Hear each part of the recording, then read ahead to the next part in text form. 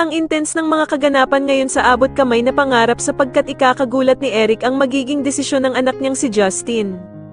Dito nga dahil sa tulong ni Annalyn ay mapag-iisipan ni Justin na gusto niya ding makasama at makilala pa ang ina niyang si Giselle kaya naman ay tatanggapin niya ang inaalok nito sa kanya.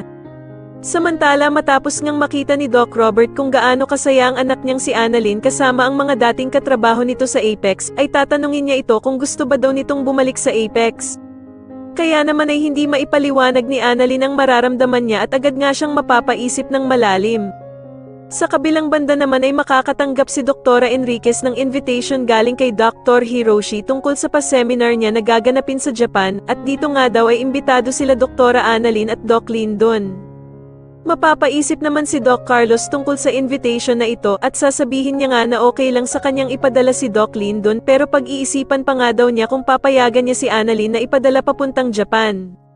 Samantala ay makakasalubong naman ni Giselle sila Eric at Justin, at dito nga ay kukumbinsihin niya ang mga ito na wag nang umalis ng Pilipinas. Pero sasagutin naman siya ng anak niyang si Justin na hindi na daw silang pwedeng magstay pa ng Pilipinas dahil sa merong nag-aabang na job interview sa kanya sa States. At dito nga ay bigla silang magugulat dahil sa aalokin ni Giselle ang anak niyang si Justin na magtrabaho sa Apex para nga daw hindi na nito kailangan pang umalis ng Pilipinas.